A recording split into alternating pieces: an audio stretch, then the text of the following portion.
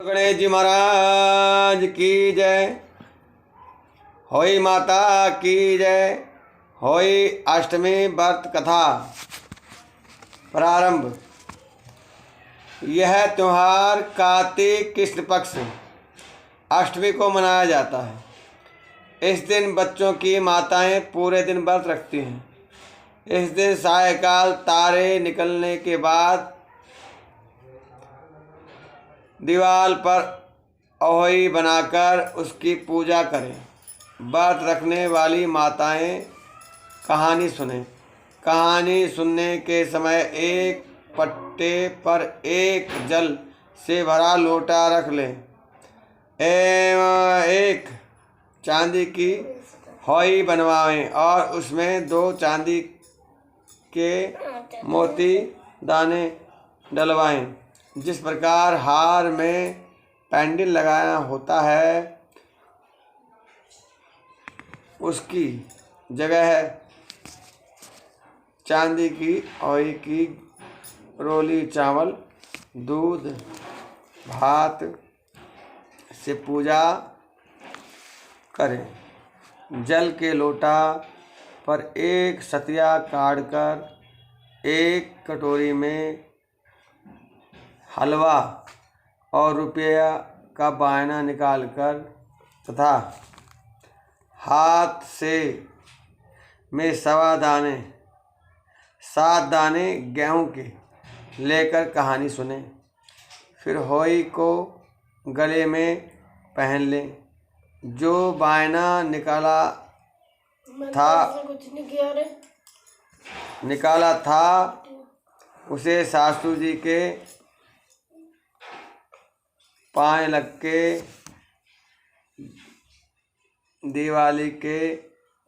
दीपावली के बाद किसी अच्छे दिन हौई गले से उतार कर जितने बेटों की विवाह हुआ हो उतने बार 2 चांदी के दाने उस हौई में डालती जाएं। जब हौई उतारे उसका गुड़ से भोग लगाकर और जल में छींटे देकर रख दें। चंद्रमा का अर्घ देकर भोजन करें। इस विनय दिन ब्राह्मणों को पेड़ा दान में अवश्य देना चाहिए। यह व्रत छोटे बच्चों के कल्याण के लिए किया जाता है। हौई देवी के चित्र के साथ सेई और सेई के बच्चों भी बनाएं या पूजा प्रकाश द्वारा छपाई हुई हौई माता का पोस्टर भी खरीद सकते हैं और पूजा कर सकते हैं। और कहानी इस प्रकार है। कहानी सुनाते हैं कि बहुत पुराने समय की बात है। भारतवर्ष के दतिया नामक नगर में चंद्रभान नाम का एक साहूकार रहता था। उसकी पत्नी का नाम चंद्रिका था। वह बहुत ही गुणवान, रूपवती, चैत्रवान और पवित्र थी। उसके कई पुत्र और पुत्रियां हुई, परंतु वे सब छोटी उम्र में ही यमलोक को चले गए। संतान के इस प्रकार मर जाने से वे दोनों बहुत दुखी रहते थे। वे पति पत्नी मन ही मन सोचा करते थे कि हमारे मरने के बाद इस वैभव का कौन अधिकारी होगा। एक दिन उन दोनों ने निश्चय किया कि सब धन दौलत का त्याग कर जंगल में निवास किया जाए। ऐसा निश्चय कर दूसरे दिन ही दोनों सब घर आदि भगवान भरोसे छोड़कर जंगल में चल दिए। चलते चलते जब दोनों थक गए थे तब बैठ जाते थे, फिर चलते लगते। इस प्रकार वे दोनों चलकर बद्रिकाश्रम के समीप एक शीतल कुंड के पास पहुँचे।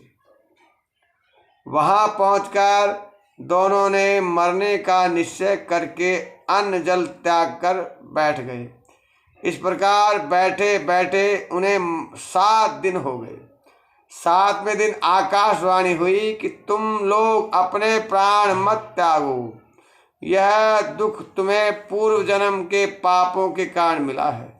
अतः है साहूकार, अब तुम अपनी पत्नी से अहोई अष्टमी के दिन जो कार्तिक कृष्ण पक्ष को आती है व्रत रखना। इस व्रत के प्रभाव से होई नाम की देवी प्रसन्न होगी और तुम्हारे पास आवेगी।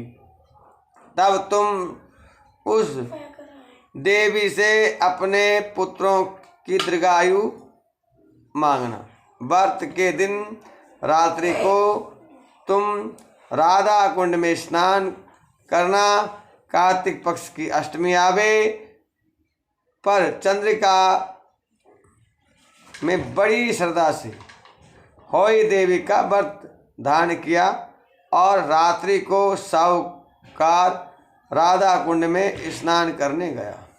साहूकार जब स्नान करके घर लौट रहा था तो रास्ते में होई देवी ने उसे दर्शन दिए और बोली, साहूकार, मैं तुमसे बहुत खुश हूँ, तुम मुझसे कुछ भी वर मांग लो।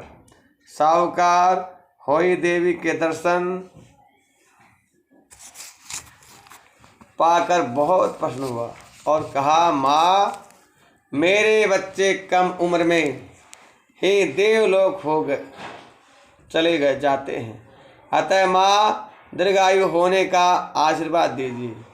अहोई देवी ने कहा, ऐसा ही होगा। इतना ही कहकर अहोई देवी अंतर्ध्यान हो गई। कुछ दिन बाद साहूकार के एक पुत्र पैदा हुआ जो बड़ा होने पर विद्वान, बलशाली, प्रतापी तथा आयुष्मान हुआ। यदि किसी स्त्री के बेटा हुआ हो या बेटे का विवाह हुआ हो तो होई व्रत की समाप्ति का उत्सव करे। एक थाली में 7 जगह 4 पूरी और 4 थोड़ा थोड़ा शीरा यानी हलवा रखे।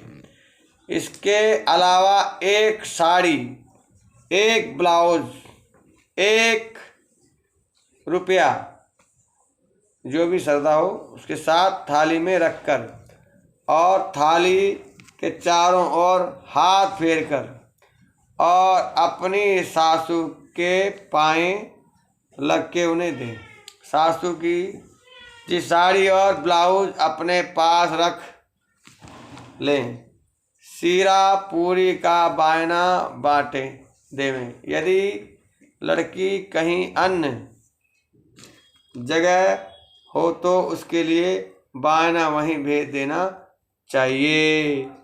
बोलो होई माता की जय। कहते को सुनते को हुंकारा, भरते को हे होई माता। जैसा उसको वर दिया वैसा सबको देना। जय सिया राम।